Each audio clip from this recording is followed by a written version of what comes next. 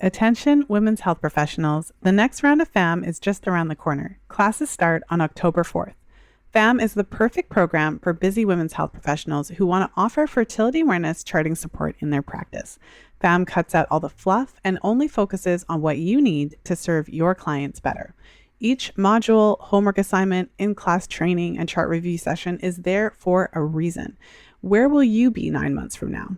With a FAMM certification, you'll have a brand new skill set that will allow you to use the menstrual cycle as a diagnostic tool and vital sign in your practice.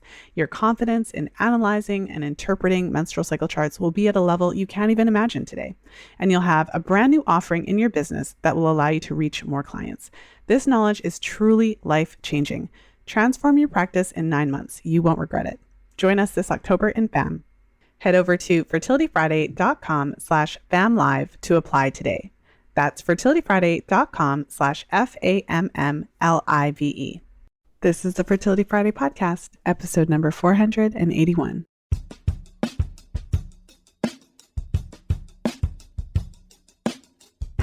Today I'm sharing a brand new episode in my FAMM Practitioner series. I'm sharing a fascinating conversation with Haley, one of the graduates from the FAMM program. And Haley shares some really fascinating insights that she had with her own cycles, tracking your cycles as a part of the FAMM program. And she was able to track over the course of about 1.5 to 2 years during our time together. She was able to track her cycle during a very stressful time. And she shares the insights that she learned from kind of tracking through this time, seeing how it affected her cycle and what it took to get it back and get back on track. And it's really, I find it, of course, to be a fascinating conversation because it really strikes at the heart of the FAMM program, which is to really understand that connection between your body and your health. And interestingly, the goal from my perspective isn't to strive to have this perfect cycle all the time. Although obviously it's desirable and wanted for us to have a cycle that falls into optimal parameters. But my true goal, what I try to do with clients and my practitioners, is to empower women to really understand that connection so that they can use it as a tool. And throughout your life, then, it's something that you can always look back on. And I've said this many times on the podcast, but when you have a really good understanding of your cycle and what's optimal, and you see what it takes to get your cycle into that optimal range. And I didn't say your cycle being perfect or exactly the same every time, but just for it to be within that normal range, to be healthy, to have good hormones, to have a strong luteal phase, to have limited, very little PMS symptoms, to have a period that falls within normal range, little to no, pain and things like that. So what happens is as you track and you live your life, you're going to have stressful situations. You're going to have times when things aren't going exactly perfectly, and you're going to see how your cycle responds. And when you get to that point that you can start to add certain things in or respond, or when you see that your cycle is getting a little off track, you can make adjustments. When you get to that point, that, from my perspective, is true body literacy. And that is the goal that I have for my clients and in this program, not to just have this perfect cycle all the time. And although it's desirable, yes, to have optimal parameters, but to really get to the point where you are actively engaging, using your menstrual cycle as a vital sign and having that feedback tool on a regular basis to help keep you in check and keep your hormones on track. So I'm going to stop with the preamble. I'll share a little bit about Haley, and then we'll get into today's episode. Haley is a nutritionist and certified FAMM practitioner specializing in helping women find their answers to subfertility. She's on a mission to serve women who have never been taught how their fertility works or given agency on their journey to conception. She does so by bringing a step-by-step process to helping women understand their menstrual cycle and restore their fertility at the root cause level and conceive naturally. Without further ado, let's go ahead and jump into today's call with Haley.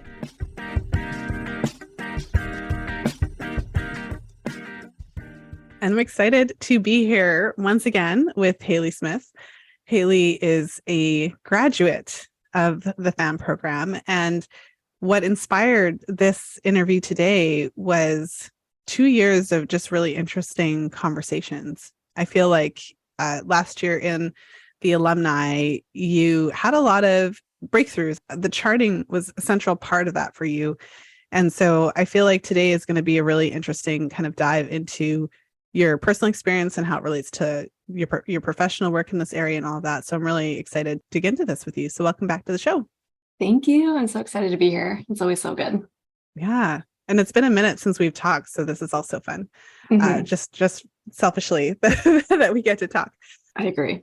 Well, so, I mean, I'll definitely link back to our first episode together as part of the FAMM series a couple of years ago.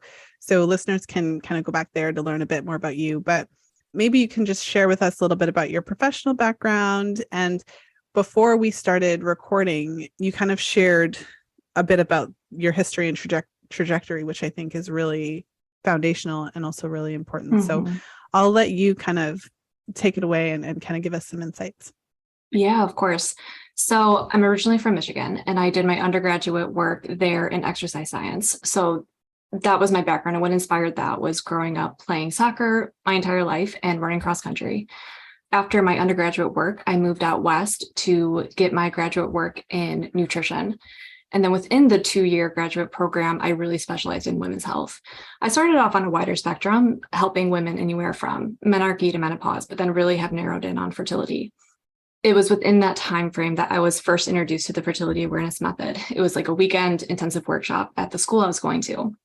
And I was like most women, whenever they find out this information, my jaw was on the floor. And I was like, what do you mean I can't get pregnant every day of the cycle? And from there, I was hooked. And after I graduated in 2018, I found your work and was a part of the first FAMM cohort, which was at 2020 or 2021? 2021.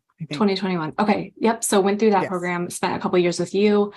And today I am primarily, my practice is rooted in nutrition and the fertility awareness method, helping women on a conception journey. Well, and so we'll get into kind of what prompted a lot of our conversations in the alumni program last year. But it's interesting, as I was sharing with you in our pre-chat, I haven't said this on the podcast, but may as well. So I am working on my next book project, which I'm really excited about. And I'm finally coming towards the end of the writing process, which with a baby in the middle has taken a lot longer than I was. I can imagine. Interestingly, as we're recording this episode, I am in the middle of writing the chapter on HA. And so in this book, there's going to be a whole chapter on HA, whereas in the fifth vital sign, there was a couple of important, helpful sections in chapters 6 and 16. And so I was writing this section on exercise yesterday, literally yesterday. And what was interesting, so part of your story was soccer, which is obviously, like, my kids are in soccer also. And you said running cross country. Yeah. And my basketball coach literally forced us to run cross country to make us better basketball players. So, and I didn't love it. Like, so for me, like, running cross country was something I was forced to do as opposed to something I wanted to do. But anyways, what this made me think of, and I don't have the stat in front of me, I was looking at a study, and it was looking at the rates of primary and secondary amenorrhea in women. Primary amenorrhea is when you don't get your first period or when that's delayed. So, and then secondary amenorrhea is when you've already had your period and then it goes away. So what was interesting and what came up when you just rattled off your history was that, I believe, if I remember correctly, in that particular study, soccer was one of the top 3 sports associated with the highest rates of primary amenorrhea. And it was soccer and gymnastics. And then there was another one that I would have to, maybe it'll come to me. But anyways, I just thought that was so interesting that it was, because you wouldn't think, I until I read that, I wouldn't have thought soccer. But then running is in its own category, and running is associated with a very high rate of secondary amenorrhea. I mean, I completely believe it.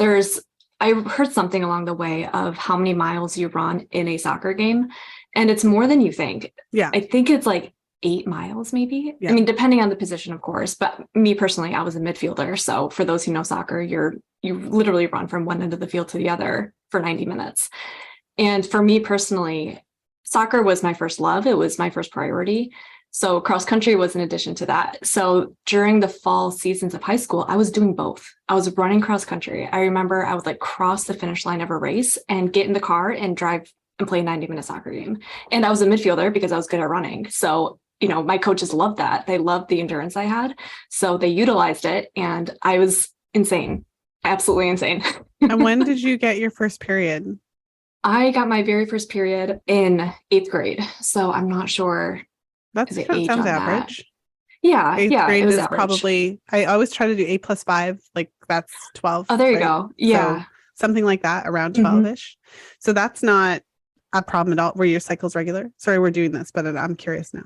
No problem. So yeah, got my first period in 8th grade. As far as I know, they were regular. I didn't track it. I remember having a really painful very first period. I remember them being really heavy. I didn't start doing the dual cross country and soccer until high school. So it was after my first period. But like I shared with you before we started recording, it was my sophomore year of high school that I had secondary amenorrhea for an entire cross country season.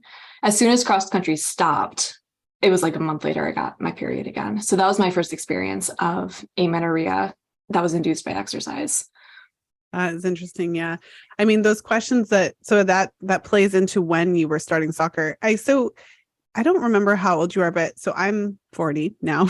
And I feel like, am I crazy? Is this just my imagination? I feel like when I was growing up, kids started sports later because it was like, as a parent right now, I mean, the amount of sports you can put your 5-year-old in is completely insane.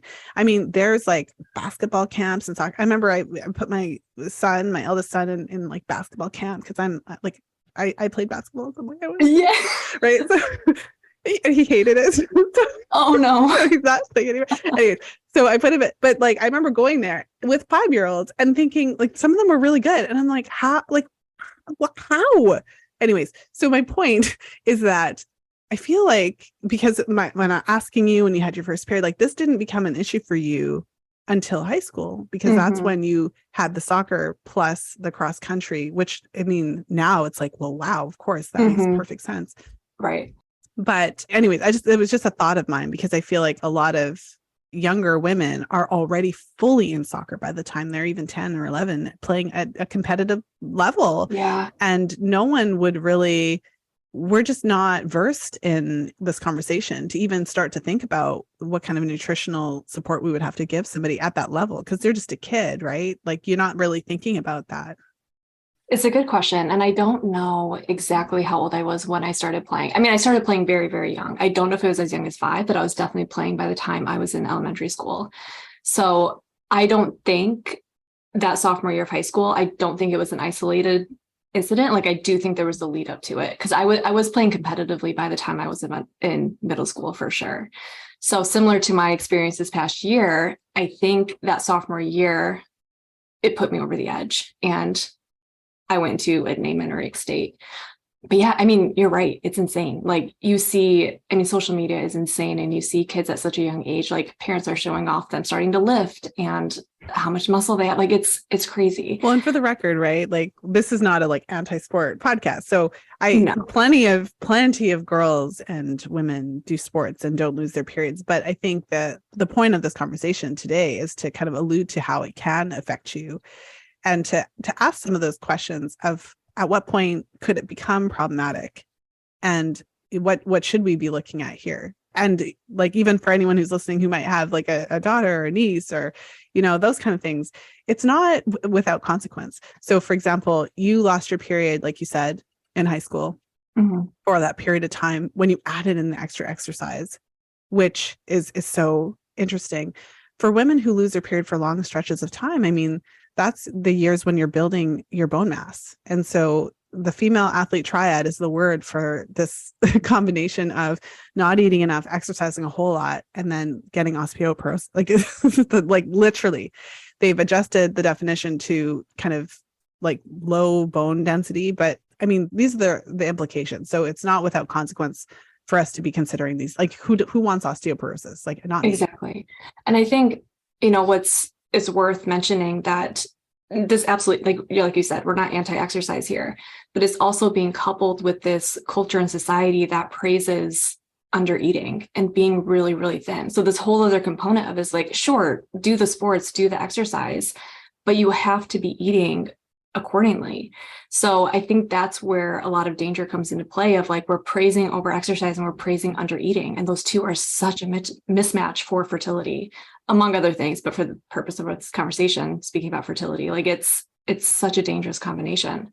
Yeah. And even just for general health, like, I mean, the fertility to me is secondary to like osteoporosis at the age of 25. Like, I just feel like, like this is a thing that I'm sure that there's a lot of women out there that are facing, whether they know it or not. Exactly. So one of the pieces, so I feel like this gives us such an interesting background, because the reason that we're even talking about your kind of history, I think I would imagine it's because you did some personal reflection on this. So share with us then kind of the impetus here. So from my perspective, what I remember is that we were in the midst of our kind of alumni year where we're having our monthly calls and everything. And you had a personal situation that led you to, you know, run a marathon. And there was no one in the room that was like, don't run a marathon. Like, we're all like, sweet. Like, this sounds like, I mean, I understand from the perspective of like, right. Like, it's, you know, so maybe I'll let you jump into that. But that was kind of the impetus, because that led to some changes in your cycle that we're going to talk about. Yeah. So this past year, so 2022, I went through a very hard breakup that was a catalyst to the motivation to run a half marathon. As we know now, I have a history of running. I'm a former athlete. It's something that I've always wanted to do. And I was also coming out of a winter season in the Pacific Northwest where it was very dark, very depressing. So couple that with this hard breakup, I just needed something to lift my spirits. And I had a friend who was running a half marathon. So I was like, oh, let's do this together. So I started training. And it was the first time I've run like that in a really, really long time. And at that point, I was, you know, in the FAMM program, I was very into tracking my cycle in this way that I'm not only knowing when I'm fertile versus infertile, but also knowing where the gaps in my hormones are and using it as a means for prognosis for myself and clients. So at that point, I was having a regular 28 to 30 day cycle was my norm. And about a month or two into starting to train for this half marathon, I started bleeding after 21 days. And that was like, I was like, what? Like, what just happened? And from that point on, so from about February to March of 2022 to October to November of 2022, I did not have an ovulatory cycle. So I went nearly a year without ovulating. And I chalk it up to, yes, the overexercise. The half marathon that I ran was in June. So I knew that I wasn't ovulating, but I was committed to running this race. So I, you know, was just pushing through. And then once I ran the half marathon, I did stop running and went into recovery mode, but I still didn't have the ovulatory cycle until that fall. So yes, it was the overexercise, but like I was telling you before, it was a time in my life where what we call the foundational factors of fertility all went out the window. I was completely stressed by this breakup, which affected my sleep. I usually historically was a very good sleeper, but I was having a lot of sleepless nights. And I was also at a time in my life where I wasn't eating as much as I should have been. So all that to say, I think my history, which I think there's more components to the history that led up to this, but I think that half marathon and this time in my life put me over the edge. And I went an entire year without ovulating. And I think it's important to note that I still bled. I bled the entire year, but they were breakthrough bleeds. They were not periods. And the only way I would know that is if I was tracking my cycle, because I was tracking my basal body temperature. I never had to temporize. So I was still bleeding. I was still having those breakthrough bleeds, but they were not periods because I was not ovulating that entire time. So that's what inspired why we're here today. Yeah, that's so interesting. And I was saying to you earlier that I don't think there's any accidents.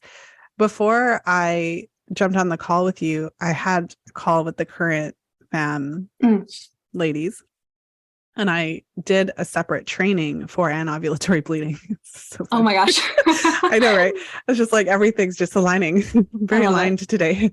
And so what I think there's so many interesting pieces to your story, because I could imagine the listener who's like, well, how do you know you weren't ovulating? Like, how do you know you weren't, like, how do you know that? And so you explained you were tracking your temperature, you were tracking your mucus and stuff like that. And so you were not seeing a temperature rise, and you were probably not seeing the mucus signs line up a whole lot, I would imagine. So that's how you know, because when you're tracking these signs, if you are ovulating, it's clear and obvious. Even if the ovulation isn't perfect, even if the progesterone isn't perfect, there will still be signs that are very clear and obvious to be able to identify in the cycle. Exactly. And then in terms of, I think one thing that's actually potentially positive in the midst of all of this is that you were having the bleeding. That means that you were having follicular development. That means that you were actually like not fully there in terms of like complete ovulatory suppression. It means that there was still, so for anyone who doesn't know what that just means that I just said, when you are having a normal cycle, you would have your follicular development. So before ovulation, the follicles are growing, and as they're growing, they're making estrogen, and that estrogen is triggering the endometrial lining to develop. And then once you ovulate, the lining matures, and then you have your period. So at least in your case, Haley, I feel like the positive there is that there was follicular development, because true full-blown HA means that there's not like it's fully suppressed, and there's not only is there no ovulation, but there's nothing else going on. Like there's no mucus really to speak of, and there's certainly no bleeding. So I think that's interesting, and it also gives us this really tangible example of what I always refer to as the spectrum. Yes. The HA spectrum. So we've got, like, on the one side, you totally lost your period, it's gone, there's no mucus, there's no bleeding, there's nothing, just nothing for a long time until you sort that out. And then on the other end, there's like a lot of us. I'm human, so I'll throw myself in there. Although I don't have a personal history of disordered eating patterns. But on the other side of this HA spectrum is the woman who is really, really focused on exercise, on her diet. She might have some orthorexic tendencies. Orthorexia is a word that refers to being obsessed with health and wanting your diet to be perfect and to be really healthy, and that can lead to unintentional undereating and things like that. So I feel like but she's still getting her period, right? But maybe her signs aren't ideal. Anyways, so that's just to give the listeners a little bit of a background. I remember, Haley, when we had a conversation, I think it was probably around the time that you were saying in your story where you had that short, like the bleed at 21 days, where you had this really short luteal phase. And I think that we, like, in the conversation, it was kind of like, well, you can see how the training is affecting your body. So the difference, I think, in this scenario is that you knew in real time exactly what was happening, what was going on. So maybe share with us a little bit about that. Yeah, I love that. And like I've heard you say before too, it was a conscious decision. And I chose to run this half marathon knowing that I'm nowhere near a time in my life where I'm trying to conceive. So it was a conscious choice. I was also really curious how it would affect my cycles. So that's just the beautiful thing about charting, is you're seeing how it's affecting you in real time. I didn't know that it would affect me that intensely. And it was this moment, like, I wake up and I take my temperature and I see it hit the 96s. And I was like, oh my gosh, like I haven't had that sense for years and years. So I was watching it in real time plummet my cycles. And it got to this point, like I said, I was committed to the race and I chose to do it. But eventually I'm just like, why am I doing this to my body? Like, leading up to this, I was someone who always had the very limited cervical mucus. So at this time, there was absolutely nothing. Like before the half marathon, maybe I would have like one good day of peak mucus. But before that, or once I started training, there was nothing. And I think it's really interesting because, like you were sharing about the orthorexia and all the other factors, like that was me too. Like there was a cross country, there was a soccer, and I think it's worth mentioning. So at the end of high school, I started the pill. So there's that, I'm sure your listeners know by now the effects of the pill and all the nutrient depletions that it can have on us. And then I went on to play college soccer. And it was my sophomore year of college that I started crazy disordered eating patterns. I don't call it an eating disorder, but it's probably on the spectrum of anorexia. And the only reason I probably didn't go that far is because I was playing soccer and I knew enough that I had to eat to be able to play soccer. There's probably an argument of how well I was playing because of how little I was eating, but there was that. So, and at that time I was on the pill. So I wasn't cycling, but even if I wasn't on the pill, I have no doubt that I would have been in the amenorrheic state. So I was on the pill. I was not eating. I was playing college soccer. And then when I came off the pill in 2014, at the end of college, I started transitioning to moving out west to begin nutrition school or my graduate work in nutrition. And at that time, after I got off the pill, I had all these crazy symptoms blow up. I was so bloated. My face exploded with acne. So I was in this crazy post-pill symptom state. And then I started this graduate work in nutrition where we started trying all these therapeutic diets, but it included things like fasting. And I was diagnosed with SIBO. So I was trying all these SIBO protocols that included fasting and whatnot. So I think that all plays into where I was this past year of being so depleted. My nutrient stores, I think they were at their bare minimum. So I was still cycling. I was having, a 28, 30-day cycle before I started training, but I always had very limited cervical mucus. Once I kind of shifted my diet, started eating more protein, started eating more meat, I did see my temperatures rise, but never had good cervical mucus. So, and then whenever, this past year, when everything in my life kind of blew up, it just completely put me over the edge, and I went an entire year without ovulating. So there's a lot that I think led to why this past year what it was for me. Mm-hmm. Yeah, there's just so much to unpack there. And I think one of the things too, like especially for practitioners, is that can be difficult. And this is one of the things that we talked about in class a lot, is supporting your clients to achieve their goals. I mean, my role in that scenario was not to like come to your house and be like, don't run, like that wasn't, don't run the marathon, right? Right. Like, that's not my role. And I wasn't emotionally attached to your decision to run a marathon, because I also understand that. So tell me if this resonates with you. I mean, one of the interesting pieces, given that I'm like in the midst of this whole process of writing about HA, but one of the interesting threads in this HA kind of universe is that desire to control things. And this is something I've heard from a lot of my clients with HA, that this is about their, like, you can't control the world. You can't control your boyfriend, right? You can't control all these other things, but you, like, it's interesting that in your kind of most stressful moment within the most recent year or two, you gravitated to the thing that you could control, right? The running. Yeah.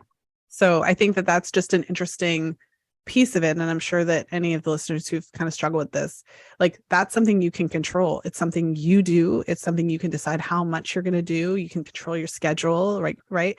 So that's one thing. The other thing I just want to point out is that you were still part of the program during this whole process and during this whole time. And this is not something that happened and you just weren't trying. Like, I remember we had many conversations, like correct me if I'm wrong, but you were making a point of trying to eat more and to add more. Like, this all happened despite your efforts to like add in more protein on exercise days and all of these things. So maybe share a little bit about that. Yeah, I'm so happy you brought up that control piece. And I just want to comment on it for a second, because I think it is so crucial. Not even could I control the running, but it was my effort to control my body. Maybe not so much now, but like in my recent years of disordered eating, that is a pattern. And I think I don't specialize in eating disorders, but I think that's a characteristic of anorexia. It's, you want to be in control. And whenever things are so out of control, you want to control your body. So you do that by eating less and exercising more. And, I've been in therapy for many, many years, and I know my subconscious patterns, and that's a whole other conversation. But I do have a history of breakups lead to me not eating as much as I should because I need to get my body a certain size. Like, there's a lot there. So I think that control piece is really, really interesting. And it's a lot to unpack if you're in this state of not eating enough and over exercising. Oh, I forgot your second question. Well, yeah, the second one was eating more. Yeah. Yes, despite my efforts to eat more. Yeah, you're exactly right. I was in the program. I knew what was needed for optimal parameters. So knowing that I was starting this running, I did. I blew my grocery budget out of the water because I was like, I need to buy this meat. I need to buy this extra protein. And yeah, I don't know what would have happened if I wasn't doing that. Maybe I would have gone full blown amenorrhea, but it didn't move the needle, despite the fancy supplements I was taking and the extra protein and food I was eating. Mm-hmm. I feel like that's something that's and you've heard me say this at one point or another too, when it comes to supporting clients, whether it's for conception purposes or whether it's supporting clients with improving luteal phase length or progesterone production, where for clients who do exercise at a heavy level, even if it's like a temporary, like in your case, it was a temporary thing.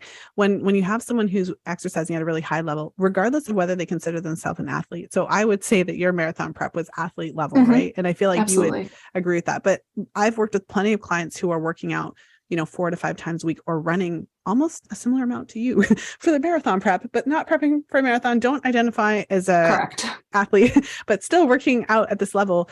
And so what I found is that I think I'm going to say most. So I could be wrong. This is based on my experience, but for most women who exercise at that level, to get the levels, the hormone level balance that you want to see in your menstrual cycle, it's often harder or impossible to do it with just food. Like there has to be eating more and lowering the exercise. Like both of those things have to happen, because the amount of food you would have had to eat to try to catch this would probably been unreasonable for you.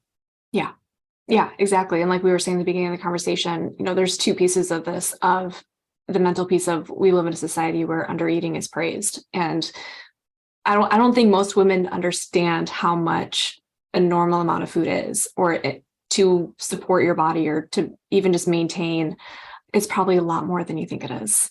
Well, not probably, because in your case, given that you were, because I remember we had a conversation and you were basically maxed, and at least I would say, so like touching on exactly what you said, I would say you were probably maxed to what your brain would allow you to eat. Yes. Yes. But not actually literally maxed. I'm so glad you said that. I listened to your recent FAMM research series podcast that was referencing the study that you shared with me during this time. And I think you said something like, whenever you ask women, are you eating as much as you can? Like, of course they're going to say yes. But it's like 100% of the time they're like, oh, there's no way I could eat more. And I remember having that conversation with you and I was like, yeah, that was me. And like, of course I could have ate more. But in my mind, I was eating like as much as I should have been. Probably more than you ever have. I would like something like probably more than you ever. And this is the interesting thing too, like when for women that have a history of disordered eating patterns. So whether or not whether or not it fits into the definition of a DSM eating disorder, disordered eating patterns, I've had many clients who are at the point where they literally are telling me that they have never eaten this much. And I'm still there like, yes, but it's not enough. Yeah. Yeah. And that's what charting is good for. Like you're getting real-time information of, is this enough food for you? If your temperatures are still low, if you're not seeing cervical mucus, like that is real-time information that it is not enough food. And it's not my opinion that it's not enough. Right. It is right in front of you. That's the interesting thing about charting, because it's not my opinion. It's like, do you have a period? No. So it's not enough. Correct. But there's another piece that I want to get into, which is fascinating and consistent in the research and consistent in women's experiences. And that is where you were aware, right? Like, I feel like this was the best case scenario, right? Of a, like, I don't want to, like, the word that came to mind, I don't want to offend you. The word that came to mind was like train wreck. It's not a train wreck though, but it's like the best case scenario, right? I mean, that's not too far off. I'm not offended. So I don't know why, but I tend to go for the hyperbole, right? It makes for good radio. But it's like the best case scenario, right? Of this scenario, like of this situation, because you were fully aware, you made a conscious decision. It was temporary. You were eating as much as you could fit in your mouth, logically. Like, I remember those conversations. You fully did blow up your budget. You were eating more meat than you ever had, right? Like, it's all this stuff. And then when the marathon was over, you stopped. So the interesting thing is, for a lot of my clients who are in the throes of this at a different stage than you were, because this was just a thing that you did for, like, there's more to it than that, obviously, but it was a thing that you did for a period of time and then you stopped, but your period did not just come back. So this is the piece that I want to touch on now, which is the stress piece and the effect on your body. I think that we can get real, deep into this idea that our body's like a machine and all we need to do is eat this much food and then it's going to spit out the results. And then where do we go? It's at my cell phone thing. I track my food today. It's all good. But like, that's not what happened. And so what is interesting is that your experience is not uncommon, because we don't know all of the things that happen to your body when your body is suspending menstruation. When you're not ovulating, ovulation has been taken off the table. We don't really know what kind of physiological effect that has, but I would imagine that it's a very stressful point in your body. Like, I would imagine that you're like, in terms of like, if your body could talk, like, right, we can see it talking through the menstrual cycle, it would be a very stressful event. And so I would imagine that it's more than just eating a certain amount. It's not like I eat this many calories today for this many days, and then I get my period. Yeah. I think that there has to be a period of time when you're getting enough energy to get like, and your body probably needs some time to kind of trust that, okay, this food is going to keep coming before that period is going to be let out. I don't know. I would be interested to hear your take on that. I completely agree. And I think that's such a good point. There has to be a trust with your body that I wasn't going to continue eating that much or exercising that amount. There has to be this trust because my body was giving every resource it had to running that half marathon. So it's probably like, I don't know if we're going to keep doing this. So I'm not going to put any energy towards ovulation, because ovulation and the menstrual cycle, it is a huge metabolic activity. So if I'm going to continue running in this way, it's going to reserve everything it can to put towards that. And it's going to put ovulation and conceiving on the back burner, rightfully so. Yeah, absolutely. And I think there's so many layers to it, but if I wasn't ovulating, that means progesterone wasn't rising. Progesterone, it's stolen away to make more cortisol. But whenever I don't have as much progesterone, I think of it as like this very like calming hormone. It can regulate our anxiety and our stress. And I just wasn't producing it. So that contributed to like me physically feeling anxiety and probably not sleeping as well, amongst other things. But it is such a crazy domino effect. As a women's health professional, you already know the value of tracking the menstrual cycle, but I'm guessing that you're not comfortable interpreting complex charts, weird mucus patterns, abnormal bleeding, or other similar situations. You're passionate about fertility awareness and want to use it in your practice, but you're just not sure where to start. That's where FAMM comes in. The next class of FAMM is just around the corner. Registration is now open for the Fertility Awareness Mastery Mentorship Program. Classes start on October 4th. By the time you finish your FAMM certification, you'll have the skills to confidently teach fertility awareness to your clients, interpret all kinds of complex charting scenarios, and you'll have the step-by-step protocols you need to help your clients improve their hormone and menstrual cycle health. Apply today at fertilityfriday.com/FAMMlive. And when you apply, we'll send you the details to join one of our upcoming information sessions. Transform your practice in 9 months. Head over to fertilityfriday.com/FAMMlive. That's fertilityfriday.com/FAMMlive. Now let's go ahead and jump back into today's episode.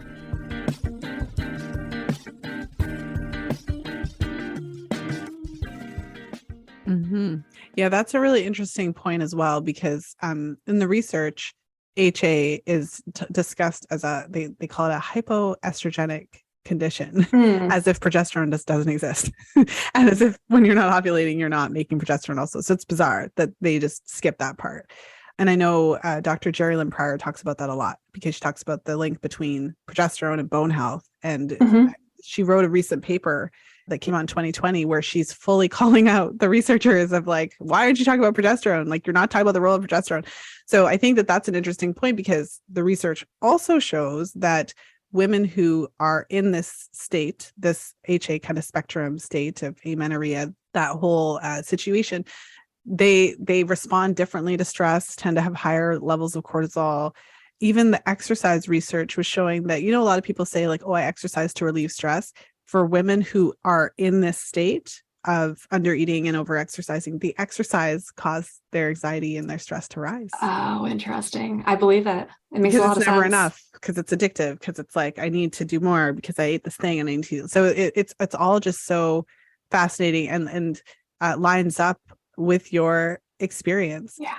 A question for you. This could be like a kind of like it might feel really random, but part of your journey, obviously you went to nutrition school, right? And that played a role in, and you mentioned it already, like some of the things you learned there kind of played into it. So knowing what you know now, reflecting back on your experience in nutrition school, are they setting women up for eating disorders to some, like unintentionally in nutrition school? Is that a thing? Ooh, that's an interesting take. I think there are a ton of Orthorexia, gaps. maybe? Orthorexia, I think a lot of, well, even just so reflecting on my own experience of why did I even go to nutrition school? And back to that control piece, that was part of it. I wanted to learn how to eat in a way to control my body, how it looked. I am very passionate about health. I'm curious about biology. There was all those components too, but I think I would be lying if I said it wasn't to learn how to better control my body. And I think where there's a huge gap in nutrition school, mine included, is so much of the research is done on men, including things like intermittent fasting. One of the primary ones I would say that I see. So this research being done on men is being taught and applied to women, and it's not helpful to us. It's detrimental to our cycle and our hormones. So I don't think that's being talked about enough. Now, I did take classes specifically on women's health where these things were addressed. But if you're not taking those classes, then I think there are gaps for sure. Are they setting us up for eating disorders? I think that's maybe certain programs. That wasn't my experience, but I think there's a lot of gaps where people could take it and run and develop disordered eating patterns. Like I was in a class like therapeutic diets where things like intermittent fasting were talked about, the benefits of it. But if you're talking to people who have these orthorexic and disordered eating patterns, then if you're like me, I was like, okay, I can cure my SIBO, I can be less bloated, I can poop better, and I can have a smaller body. So that was, my train of thought at that time. So I think there's a lot of layers to it. Well, it's totally an unfair question. I didn't know a better way to word it. I probably could have come up with it I get what you're saying. A better place. Yeah. But I mean, I guess the reason that I ask and I think about that is because there does seem to be this kind of a couple things.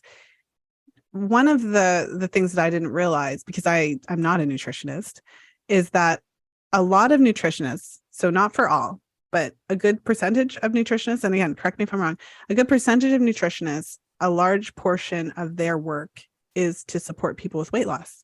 Mm-hmm.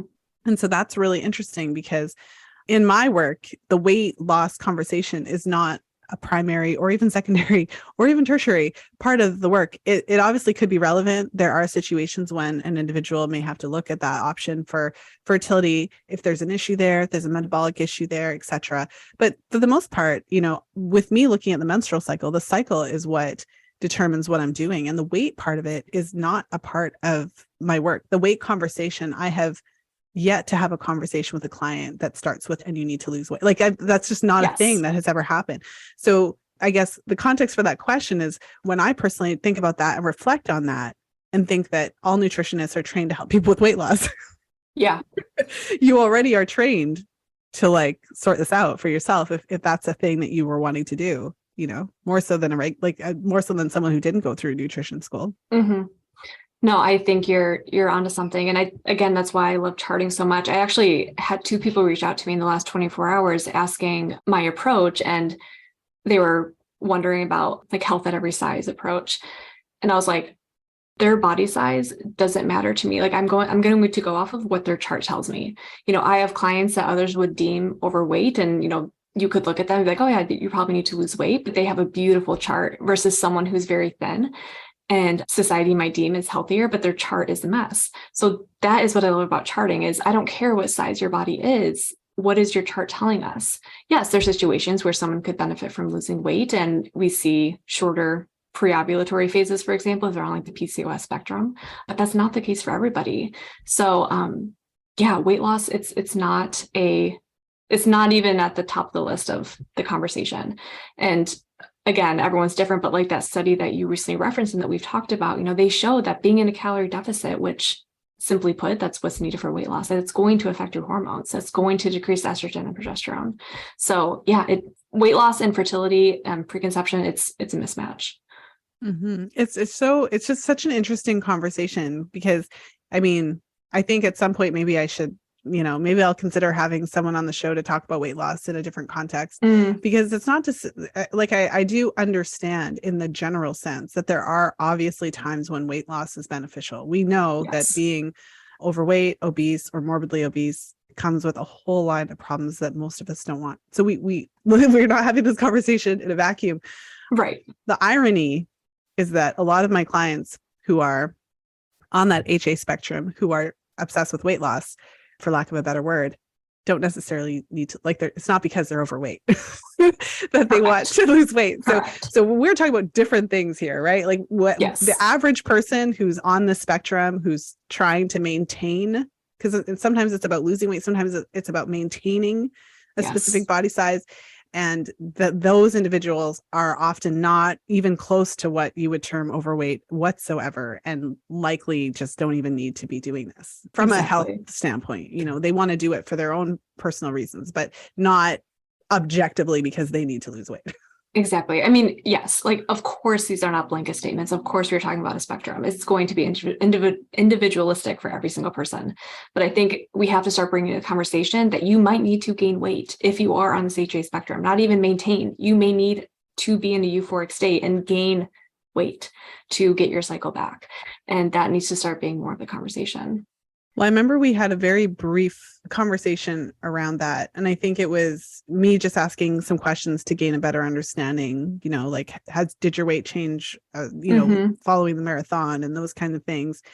And it's not an easy discussion. It's easy for someone to listen to this podcast and like in general, like or like this particular episode, and think to themselves like, well, it's easy. She's got it completely solved now, or Lisa's got this completely solved. And it's all, we're all a work in progress. We all have our different challenges that we're working on. I always say the menstrual cycle is a great equalizer because it really brings it into reality as to what needs to happen for your cycle. But maybe share with us a little bit about that piece of it. And just in general, I'd love to get your take on, okay, so now you've gone through this journey.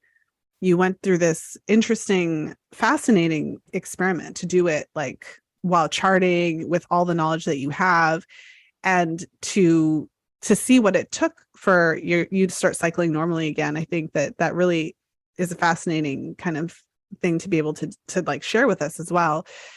What, looking back, like, what advice would you have for somebody, if you have advice to offer, who's in a similar situation?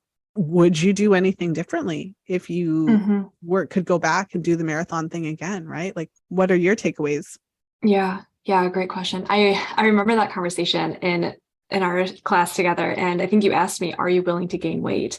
And I actually made a reel about this, but like I felt that, like, my body tensed up and I was like, oh my gosh, like, no. And I think it's a really insightful question to ask yourself. Are you willing to gain weight? And if you freeze up, if you get clammy like I did, like, that's probably really good information, especially if you're someone who's struggling to conceive. Maybe there's a missing puzzle piece in that. Because while I was training for this half marathon and in my recovery, which I think is an important piece to talk about too, how long it took me to start ovulating again. It wasn't any of the fancy supplements I was trying, which I loved because, you know, I'm a practitioner and I wanted to experiment with supplements. What really shifted the needle for me came down 100% to those foundational factors. Stopped exercising as much, continued eating as much as I was eating, probably more. You'd be happy to hear that I loaded up on liver for a very, very long time. I was actually eating liver, not even taking the supplements. I was eating liver because I found it in a grocery store and I found a way to eat it. Therapy is my staple for stress management. That was a huge part of my recovery and just my life in general. And then I was sleeping better, really, really prioritizing sleep, like crazy early bedtimes. So those were my staples in recovery. And with all that in place, the half marathon was in the beginning of June. I didn't have that first ovulatory cycle until I think it crossed over between October and November. So it still took 3 to 4 months to recover, which I thought was really insightful because anytime we're working with clients, like, you know, I know you do this too, like, you need to give me at least 3 months to move the needle. Because again, I think it's that trust piece of like your body trusting that you're going to continue this. And that's just how long it takes to really move the needle whenever we're trying to change the menstrual cycle. So yes, that was a lot of my recovery. That's how long it took. Would I do anything different? There were factors out of my control. Maybe if I wasn't going through the stress I was with the breakup and the anxiety I was experiencing and sleepless nights, maybe my situation would have been different.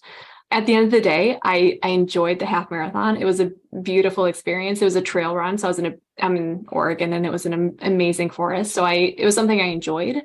People ask me, are you going to run any more half marathons? And my answer is no. It just wasn't worth it for me. It wasn't worth the strain on my body. It wasn't worth the losing my cycle. Like, again, watching my parameters tank. I did it once and I'm happy I did it. And, like I said before, I did it at a time in my life where I know I'm nowhere near trying to conceive. But now I'm in my early 30s. I'm still not ready to conceive, but it is something I want eventually. So I am kind of shifted to this season of preserving my fertility, knowing that it's still going to be a couple of years until I conceive, if not more. Yeah. Yeah. A lot of layers to it. The factors I could control, maybe I would have tried to eat more and maybe not train as hard and trust that I'll just be able to do it when the time comes. But yeah. That's so interesting that because that's a really good question. Like that I didn't think to ask. So I'm glad that you volunteered that. Like, would you run it again? And I think it's interesting that you said no, because you saw how it affected your body. One of the ways that I talk about a lot in terms of the menstrual cycle, I always say the menstrual cycle helps, at least me, when tracking it, it prevents me from going over the edge, because we all have things we like. So I legitimately, when I was a teenager, gummy candies were like a food group. Like I was legitimately like addicted to sugar. It's one of the reasons that I'm very passionate about, talking about balancing your macro ratio and stuff like that. Because part of that was because I wasn't getting enough protein, and I wouldn't say I was under eating for sure, because I didn't have an issue with that. I was very active in sports and I ate all the time. So I was good. But what I would say is that my macros were totally imbalanced. So there was like not enough protein on plenty, like oatmeal for breakfast over here, right? Like ramen noodles for lunch, right? Like all that kind of nonsense. And then, yeah, I'd get a lot of protein and meat and stuff in the evenings or whatever. But ultimately throughout the day, it wasn't balanced. So I swear I was going somewhere with this. But ultimately, I think that looking back at that time, having that macro kind of imbalance thing was a big piece of it for me. And okay, that's where I was going with it. All of the sugar eating for me, looking back retrospectively, was that I was hungry, right? Like, and that's what it boiled down to. That's why I was doing that. So one question that comes to mind as we start wrapping up: what are your cycles like now? So kind of the recap is that you were, towards the beginning of the program, what we were working on the most was your mucus production. And I feel like over the time, because this was a situation where we kind of threw everything at it. But in retrospect, from my perspective, after, going through the kind of 2 years FAMM program, alumni program, in retrospect, I think that there was the under eating piece of it. I think that you were probably just not getting enough overall to eat.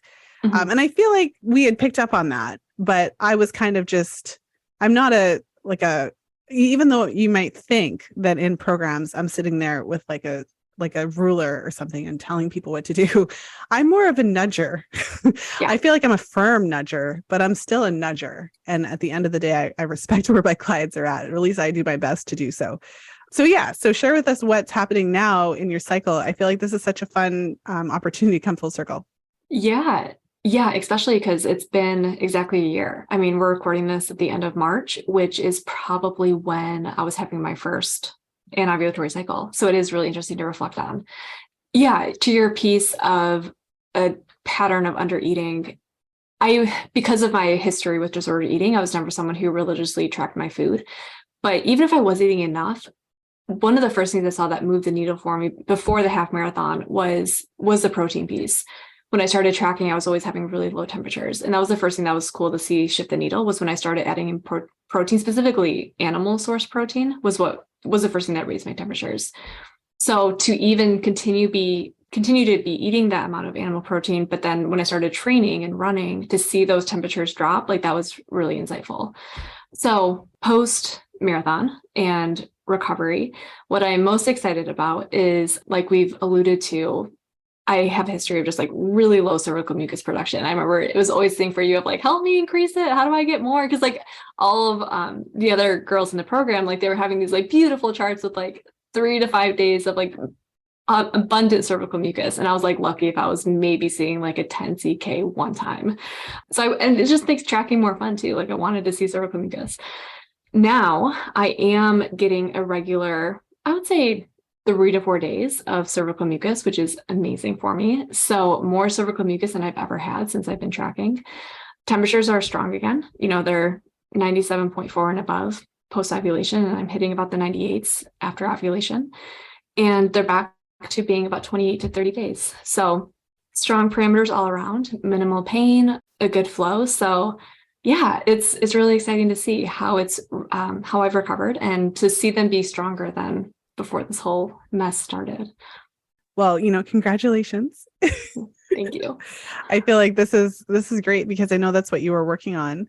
There's so many pieces of it that I could allude to. I think this really kind of solidifies when I talk about, like, it's a broken record over here, beating the dead horse, the menstrual cycle as a vital sign, because I mean, this wasn't something where you could just chart one cycle and have all the insight. This tracking thing is a process. And what I aim to kind of bring my practitioners and my clients into is this as a process.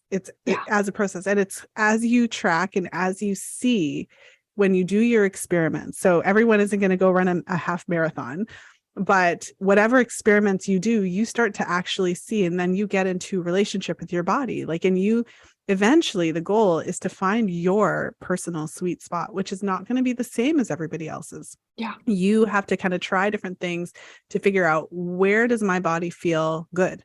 And if anyone is listening and like, why do they keep talking about cervical mucus? Like, what does that have to do with me? So cervical mucus is an indirect measure of your hormone production. And so when you have like a healthy cycle and you're making adequate hormones, like you're producing adequate estrogen in the follicular and adequate progesterone in the luteal, you're going to see good mucus leading up to ovulation. So, a good mucus is typically 4 to 5 days ish on average. And then you're going to see a strong, healthy luteal. You're going to have the 12 to 14 days. You're not going to have a ton of premenstrual spotting, PMS symptoms, or on any, you're not going to have a 7-day luteal, right? Like, it's going to be overall good. And the other part of your story too is that this, not only did it take a bit of time for your cycle to return at all, right? But it took you personally like a good year or so or more of charting to get to this point where you actually feel now, I'm sure, a lot more confident about what you need to do for your own self. And you probably learned that what you needed to do was different to what you thought. Like, I would imagine, so I don't want to put words in your mouth, but I would imagine that some of those conversations we had early on about the mucus, you were hoping I would just tell you to take the vitamin, like, take the vitamin, just take the thing, right? I heard about this thing. I'm not going to say the things, but you've all heard other things you could take, like take this, take that, and then you just magically have mucus, but you can't override your hormone system. Well, and I tried it. Like, I tried all the fancy supplements. I tried the protocols, and it ebbed and flowed. I do think there were some supplements that they do contribute to my healing. You can do to make the mucus flow. Trust me. Yes. But is that really what is, like, right? So you can tell why I feel like my approach is kind of annoying, because, like, yes, I could tell you the magical supplement to take to make the mucus flow, but that doesn't address the fact. And is it going to be sustainable? Like, it's not at the root level. Like, what is truly going to move the needle? It has to be a lifestyle change. It has to be behavior change. Yeah, absolutely. So interesting, right? Yeah. Yeah. So that's why it takes a bit of time. It's why, like, even for I have a lot of longtime listeners. Like, it's amazing. I talked to a woman, she interviewed me for her podcast a few weeks ago, and she's like, I've been listening since 2014. And I was like, what? Wow. I love it. It's a lot of hours in my voice. Yeah. But there's a lot of, we talk about so many things on the podcast, but the true kind of like change, like fundamental change that you experience when you kind of go through all of this, that's what happens on the other side of this podcast. That's what happens in my programs and all of those kinds of things, to really, like, if you want to go in the weeds, like, we go, right? Yeah, for sure. You can attest to that. For sure. So I'm so thankful for this conversation. This has been just so great. And I literally could talk to you all day. We could easily keep going. No, and to your point of just, it takes time to build this library of charts, and it's cool, and it's a beautiful thing to, like, see your charts through the different seasons of your life. I can look back on that chart a year ago and be like, oh yeah, that was a really hard time in my life, but look how it's changed. And it's beautiful, and it takes a long time, but to have this level of body literacy and making conscious choices. Yeah. Like I said, I first saw how diet did change my cycles, but this past year, I got to see firsthand how the exercise affected it. And like you said, it's not how I thought it would. I thought it was invincible. I grew up running. I grew up playing soccer. So I had no idea it would affect it this much. And you taught us this like from day one and we went into the weeds with it, but to experience it firsthand, it makes it really, really real. So I have this new level of compassion and understanding for my clients in this way too. So yeah, it takes time, but it's so worth it.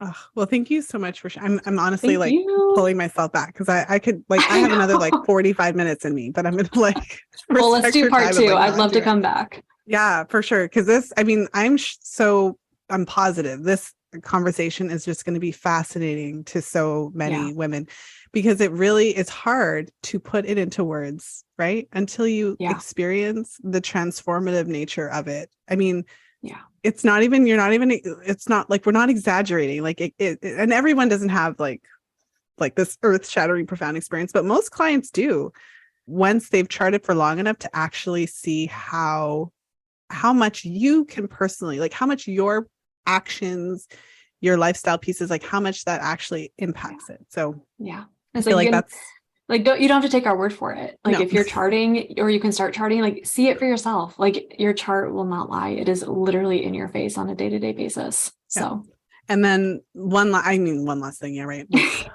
One last thing. But one thing that came to mind, especially with like me joking, like, oh, just give me the magical supplement. Right. I just want my mucus now. But but when you're in this process and this phase, it cuts through all the nonsense.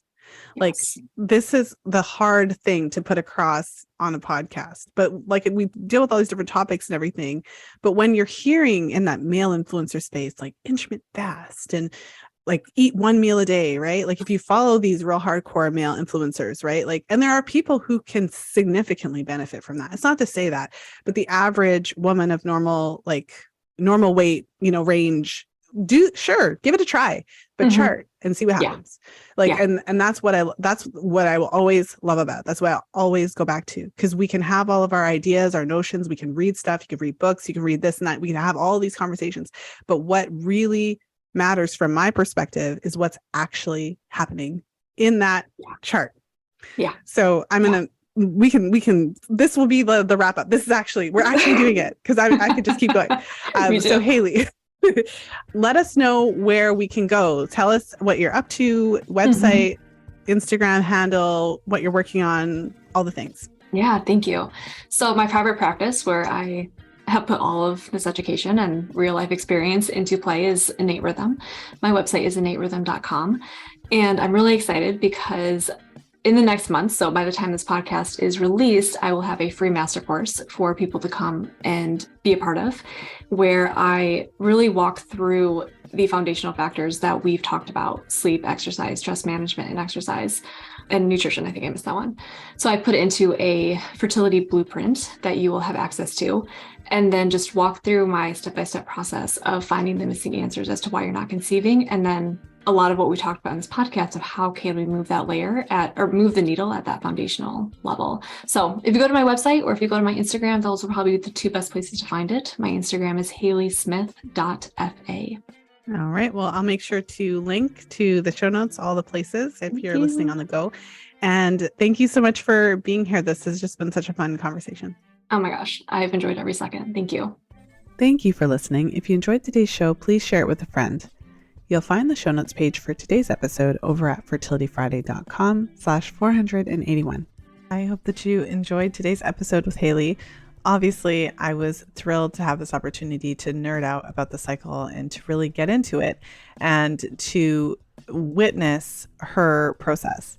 What I always say behind the scenes to clients and practitioners alike is that there's a huge difference from reading something in the book. So, for example, reading about fertility awareness cycle charting, reading in my book, The Fifth Vital Sign, or Tony Weschler's book, Taking Charge of Your Fertility, and learning about how the cycle works. That's one level of learning, right? And you get it in your head, but that's one level of learning. And I think when we read about it, we can get it in a way, but we don't have it kind of in our bones. Like it's not something that we know for sure to be true. It's just something that we are interested in and excited about.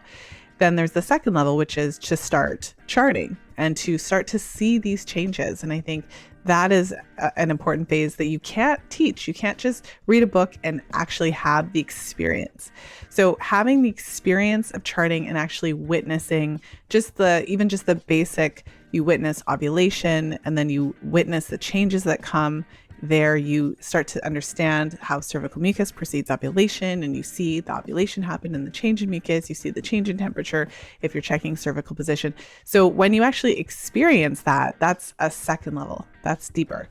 And then there's a third level. And for my clients who are trying to avoid pregnancy in particular, I often use it as an example because it's one thing to read it in a book that there's a period of time in your cycle where conception is impossible. It's another thing to even chart your cycles and to see that shift, but it's a completely separate thing to actually then have unprotected sex on an infertile day and then get your period and then keep doing that over and over again for years. Once you're in that place, you know that it works. It's not a theory. It's not theoretical. It's not a coincidence, right? It's something that you know that it works because you've done it and you've had the experience. And so although this isn't exactly the same as that third level, when you have an experience like that where you were cycling and then you saw the luteal phase shift and change, and then you stopped cycling and you saw what you had to do to bring it back. Again, that brings you to a completely different level of understanding because this is no longer theoretical information. This is actual, real, experienced, lived information. And again, this is the place that I aim to bring clients and practitioners alike, because this is a really transformative spot, because it's not about listening on a podcast and kind of like thinking it's cool, like that sounds so cool, the vital sign, like wow, but you're living it. Like it's a completely different experience when you're actually living it and learning about it, and then using that information to make choices. So knowing that when you do XYZ, it can have this effect on your cycle, and then making different choices. Again, I never promote striving to be perfect or having perfection, but you start to make choices where you're intentional and you understand the effects that whatever you're doing can have on your cycle. And that is a really great place to be. So again, love nerding out about this stuff. So thrilled to have had Haley on the show to share her insights. So I hope you enjoyed it as much as I did. And with that said, I hope you have a wonderful weekend whenever you're tuning into the show. And of course, as always, until next time, be well and happy charting. And that's a wrap. If you're loving the FAMM Practitioner series, then I know you'll love our Fertility Awareness Mastery Mentorship Program.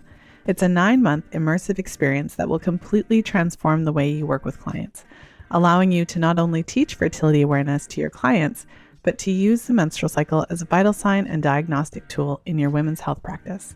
Our next class starts on October 4th, so there's still time to reserve your spot. Apply now at fertilityfriday.com/FAMMlive, and when you apply, you'll have the opportunity to join one of our upcoming information sessions for additional details. There are no other programs like this offered anywhere. Transform your practice in 9 months. Head over to fertilityfriday.com/FAMMlive to apply now. That's fertilityfriday.com/FAMMLIVE.